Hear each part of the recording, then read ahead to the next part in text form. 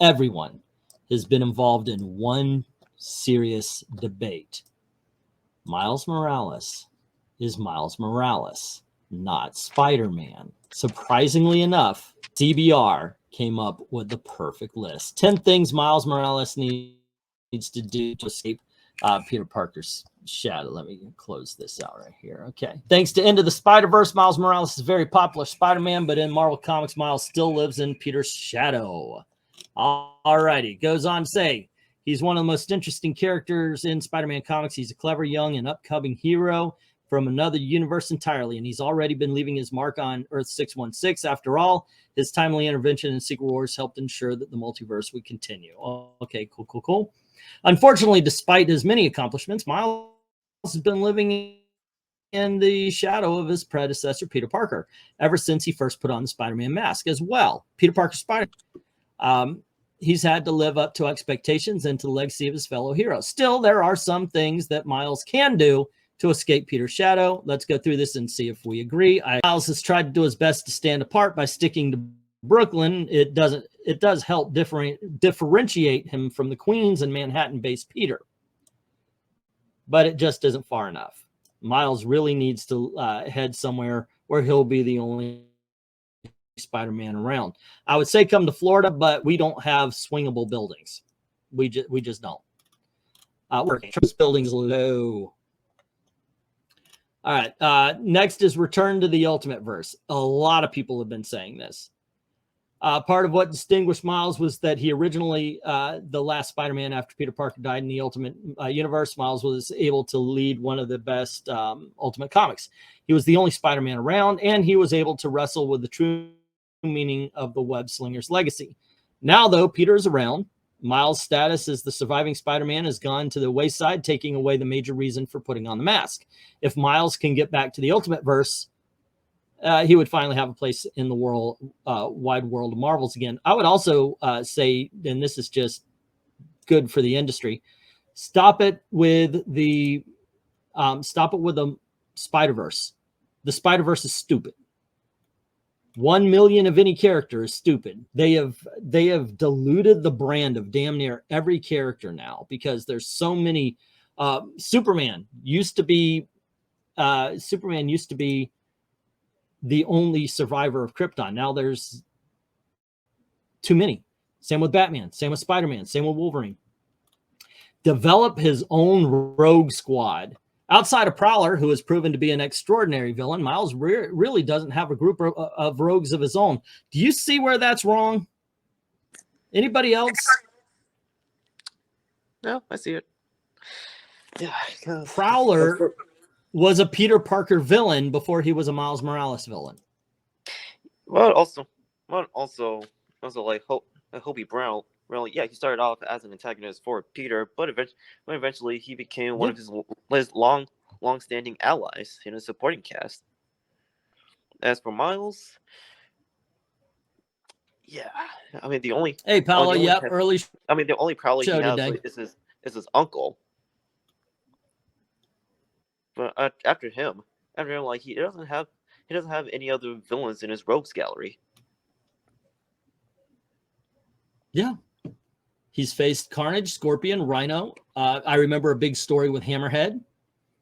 Superheroes are only good as their villains, and Miles just doesn't have many villains of his own. Yeah, he's borrowing Peter's. He is taking Peter's life. He is not Spider-Man. He is secondary Peter Parker. He is Miles Morales. Focus on the champions. While Peter does sometimes join Fantastic Four and Avengers, he's usually better known as a solo hero. Miles, on the other hand, can continue to set himself apart as a team-based hero. It certainly helps that he's already a member of the Champions. And the Champions are already better than the Avengers because they're a team of kids just trying to do their best. Okay. Hey, I was a Teen Titans fan, so I can't argue that. I like Teen Titans better than Justice League anyway. They have unique challenge and complex roles in the Marvel Universe. If Miles just sticks to the team, he could prove that he's more than just a copy of Peter. Alongside his fellow founders, Kamala Khan, Sam Alexander, they can carve a place of their own. They want him to be the Spider-Man, not a new character, says Dakina. Yeah, and except for it's been 10 years. He isn't. Mm-hmm. Time to embrace the difference. take off the mask. Peter is a hero who refuses to give away his identity. He has family to protect and a legacy that would suffer if anyone finds it. Miles has the same problems, but that doesn't mean that he needs to react to it the same way Peter does. If Miles takes off the mask and permanently gives away his identity, he can handle his family because people are going to come after him. There's a risk with the mask. Miles will need to protect his family in his own way while Peter focuses on his own strategy. It can even offer some fun interactions between the two as Miles' outing forces them to diverge. Yeah, well, they would actually not be able to hang around because after a while, 2 and 2 together. Mm-hmm. The lasting love interest. Spider-Man has always struggled with this. Stacy died. His marriage to MJ was erased from existence, and his other relationships fall apart after too long. Miles can escape Peter's shadow by actually settling down, and he can explore relationships like a typical teenager, and then he can find lasting love. Except they probably won't do that because ultimately it would be the same story as Peter Parker, right? Number 4, develop more multiversal. I don't know. That's the one I disagree with. This is already become ingrained in Miles' character thanks to Spider-Man and the Spider-Man advantage of that. Miles should be jumping everywhere he goes. Okay. Would you like a Miles Morales who is basically the Exiles, where instead of staying in New York, he's bouncing between universe and universe? I actually think now that I say it out loud, that sounds like a good idea. And it absolutely would make Miles Morales his own character. I would just not do it as not to mention Spider-Man. Yeah, I mean, not to mention like in the first volume of Exiles, like they did have a Spider-Man in the form of Miguel O'Hara, Spider-Man 2099. That's true. Kangaroo would kick the shit out of Miles Morales, says Phantasm. Miles Morales is the Phil Collins of Spider-Man world. Old people, you get the reference. They want him to. Okay, I get it. I mean, if Miles is going to be Phil Collins, then Peter Parker is Peter Gabriel of Genesis. The Peter Gabriel. Earn the love of the public. Spider-Man doesn't exactly get, this is number 3, get much love in Marvel Comics. While things do occasionally look up for him, years of work by the Daily Bugle still means that New York usually despises Peter. J. Jonah Jameson isn't all bad, but he's caused some massive damage for Peter. It's the reason that he's so often left on his own. Miles, however, can make a difference and prove himself to be a little different from Peter if he can run a PR campaign that could get people out of the chosen city to defend him.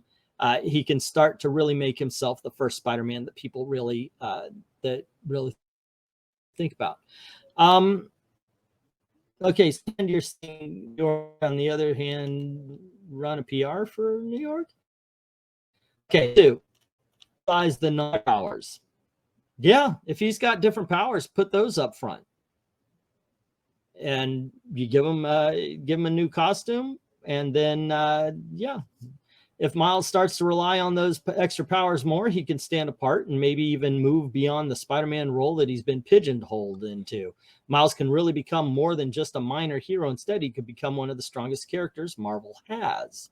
And then number 1, ladies and gentlemen, absolutely, I agree with it. I agree at some level with everything on this list, but number 1, absolutely. Change the name. Dude. Thank you. Nobody's calling him Spider-Man. They're calling him Miles Morales. They might call him Miles Morales Spider-Man, but they never just call him Spider-Man. Because when you say Spider-Man, you're talking about Peter Parker. Goes on to say, if there's any problem that really ties Miles to Peter, it's the name. It isn't always easy to tell which Spider-Man is being referred to at any given time. Sure, you say Spider-Man, you mean Peter Parker. Spider-Gwen is at least stands apart by calling herself Spider-Woman, and even that can cause confusion with Jessica. I've never referred to Spider-Gwen as anything but Spider-Gwen. Anybody else? No, I still call her Spider-Gwen. Like even like when they gave her like the new codename of Ghost Spider, or like there will be people out there still calling her Spider-Gwen. I remember that. Yeah, I'm saying like people will call her Spider-Gwen more than than Ghost Spider, as much like people still calling Billy Captain Marvel instead of Shazam. Yeah, I still do that too. How about you guys? Do you call Shazam Shazam, or do you call Shazam Captain Marvel? Or do you actually put on the pretentiousness and go, the real Captain Marvel? Silk, Chasm, and Spider-Man 2099 all have features in their names that set them apart. If Miles really wants to distinguish himself from Peter, he'll need to figure out a name for himself now that he's in Earth 616. It just doesn't make much sense to have two Spider-Men running around. It doesn't make sense to have two of anybody running around. John Kent is not Superman. He's Superboy. Oh, wait, what about Connor Kent? He's Connor.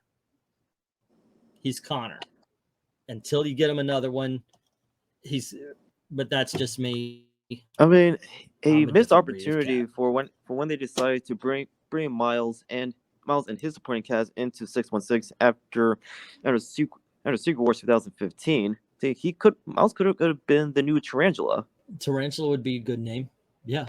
Miles jumping around different universes has been done. It's the most recent Savage Avengers, except Miles was Deathlock. Okay. The Clone Saga did better, and I don't even like the Clone. I hated the Clone Saga. I noped out.